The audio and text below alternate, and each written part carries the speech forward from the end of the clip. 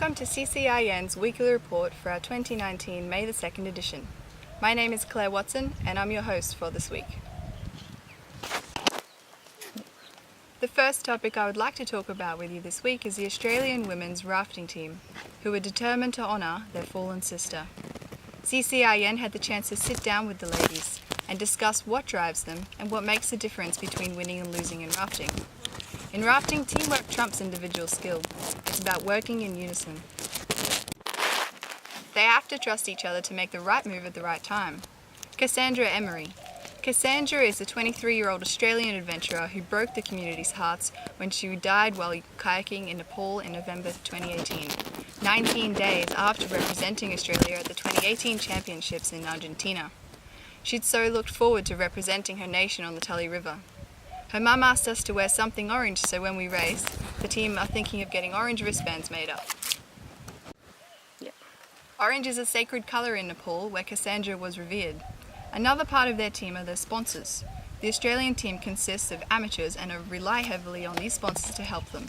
CCIN will also list the team's sponsors on our Facebook page so members of the community are able to help them. Please support the Cassandra Fund as they are supporting and promoting unity and genuine inclusion of women in the outdoor sports and eco-adventure community around the globe.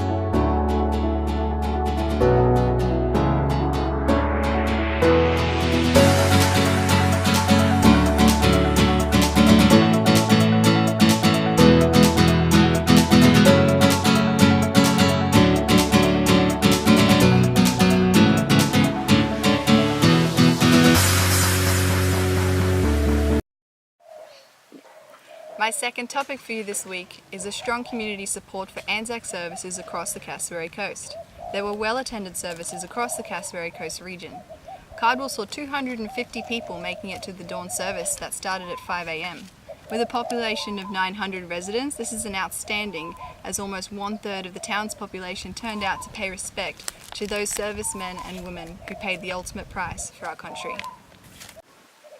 In Tully at 5:15 a.m, 85 people were waiting for the short dawn parade that wasn't scheduled to start until 6 a.m. By 6 a.m, more than 200 people were standing proudly under heavy raindrops, awaiting the instructions of Alan Corcoran, the master of ceremonies for the event. Some people had umbrellas, some didn't. 104 years ago in Gallipoli, the soldiers from Australia and New Zealand faced much harsher conditions than the notorious Tully rains. In Innisfail, the heavy rain didn't dampen the strong Anzac spirit as hundreds gathered solemnly. The dawn service began at the Innisfail Centrifuge at 4 a.m. in pitch darkness, a stark reminder of the landing by Australian and New Zealand troops at Gallipoli in similar conditions. The rain held off and the weather cleared perfectly, as hundreds assembled for the procession from the RSL via Edith Street to Owen Street, returning to the RSL with many local community groups, as well as many primary schools and secondary schools represented. My third topic for the edition is one of respect, where a large turnout came to pay tribute at Peter Dawes' funeral. As As a businessman, Dorr played an important part in the local sugarcane industry and recently experimented with the rice industry. Dorr also dabbled in politics for a time, including a couple of stints as a councillor, but ultimately decided to focus his primary energy neither into business nor politics. He was first and foremost a family man, said one friend. He was happiest when he could spend time with his family, with his shirt tail loose. It was a wonderful thing to enjoy the friendship and to enjoy the leadership that Peter gave to us all. Whether it was his Christian principles, always a shining example, or his long and always fiery disagreements with many of us, you always knew this bloke was fair dinkum. He represented everything that made us proud to call ourselves Australians. Dorr leaves behind 5 children and 7 grandchildren, although a further grandchild is on the way.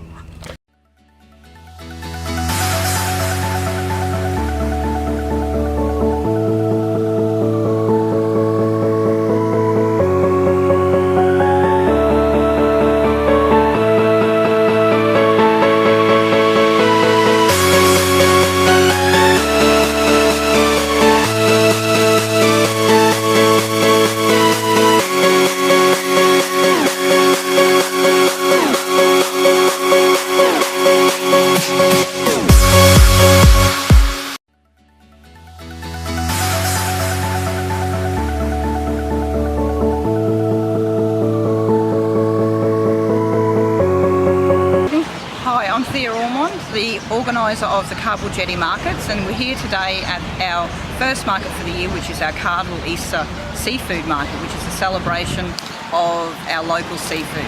We've had crab races, prawn peeling competitions and beat the pro in crab tying competition, and we also had our massive Easter raffle that was drawn. We've had over 60 stall holders come today to show their wares, and it's just been a fantastic sunny day here. We run our market. We always kick our markets off for the first part of the year with our Easter market on Easter weekend, and then we move to the second Sunday of every month right through until October. So next month we have our Mother's Day market, and we're also going to be having a massive big celebration on the foreshore to welcome in the rafters that have come from all over the world for the Tully World Rafting Championships. So Saturday the 11th of May, we've got a massive foreshore party here. Everyone's welcome to come along and celebrate rafting coming into the Cassowary Coast, and then we'll follow the next day with our Mother's Day markets on the Sunday the 12th.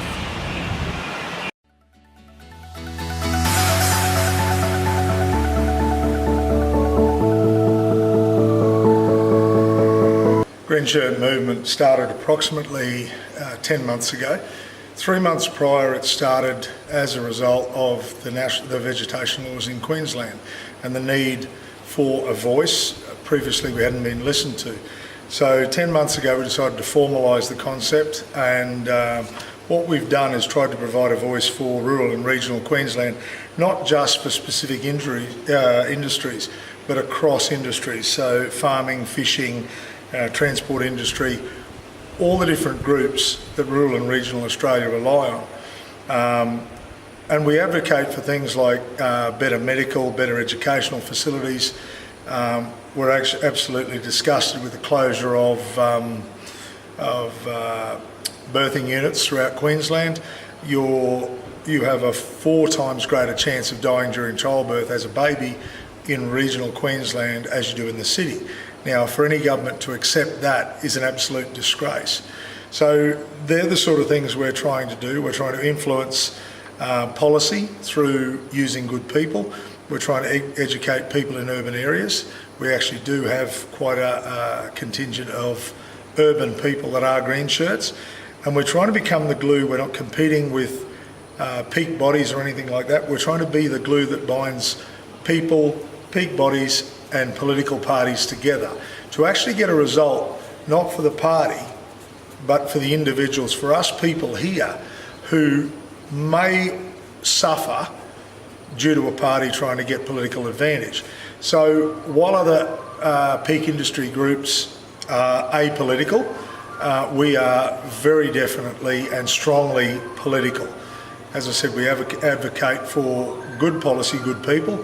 We're not party specific, but leading up to this federal election and leading up to the state election, having looked at the Labor government's policies and the way they've treated us in rural and regional Queensland, we are asking people to put Labor and Greens last.